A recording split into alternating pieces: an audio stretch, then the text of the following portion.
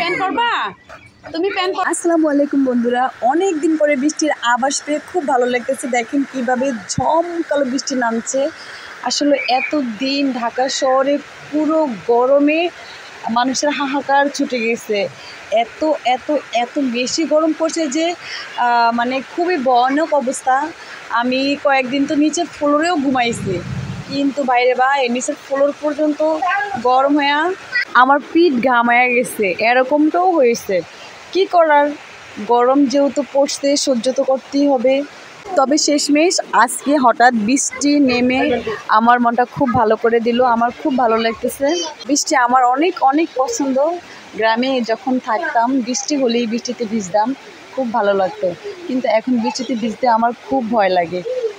না জানি কখন বিদ্যুৎ চমকায়, এরকম একটা ভয় থাকে ভিতরে। এই জন্য বৃষ্টিতে ভিজি না, খুব ভয় পাই। এইদিকে আমাদের অলিমিয়ার কি অবস্থা দেখেন। সে বৃষ্টির আভাস পেয়ে বালতি ভরে পানি নিয়ে আসলো, বারান্দায় গোসল করবে।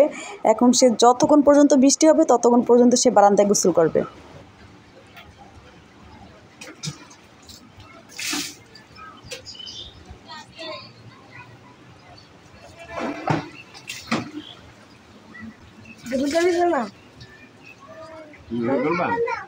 ওই দেখছো ওলি প্যান পুরা গোসল করে, গঞ্জি গাইতে গোসল করে, ল্যাংটা গোসল করে। তুমি একটা পচা মেয়ে মা। প্যান করবা? তুমি প্যান করবা? দেখেন আরেক খালার কি অবস্থা, কত কষ্ট করে সে রান্না করে নিয়ে আসতেছে। আসলে কিছু মানুষের কষ্ট দেখলে খুব দুঃখ লাগে। যদিও আমরা বৃষ্টিতে এখন আনন্দ পাইতেছি, কিন্তু কিছু মানুষ এই বৃষ্টিতে হতাশাগ্রস্ত।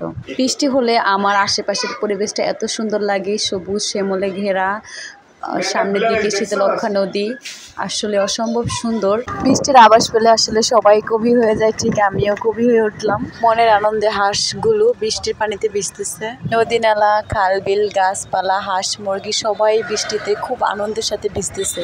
আসলে সবুজ শ্যামল গাছপালার দৃশ্য অসাধারণ হয়, অসম্ভব সুন্দর হয়। ঠিকই দেখেন কিছু ছোট ছোট আপুরা স্কুল থেকে বাসায় ফিরছে। আসলে তাদের এই দৃশ্যটা সেই ছোটোবেলাকে মনে করিয়ে দেয়। ছোটোবেলায় এইভাবে স্কুল ছুটি হলে, বৃষ্টি হলে এইভাবে ভিজে ভিজে বাসায় ফিরতাম।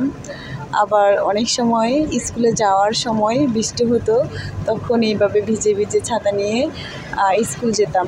হয়তো অনেক সময় ছাতা না থাকলে বা ছাতার সমস্যা থাকলে ঠিক এইভাবেই ভিজে ভিজে স্কুলে যেতাম। আসলে সেই ছোটবেলা মনে পড়ে গেল ছোটবেলার সেই স্মৃতি। স্কুল থেকে ফেরার সময় আমার সেই ভাঙ্গা ছাতাটি বাতাসে ধুমড়ে মুচড়ে দিল। বৃষ্টিকে উপভোগ করার পরে আমরা বেরিয়ে পড়লাম। অনেকদিন পর্যন্ত আমাদের একটু বের হওয়ার প্ল্যান ছিল, কিন্তু গরমের জন্য বের হতে পারেনি। আজকে বৃষ্টির আভাস পেয়ে বের হয়ে গেল।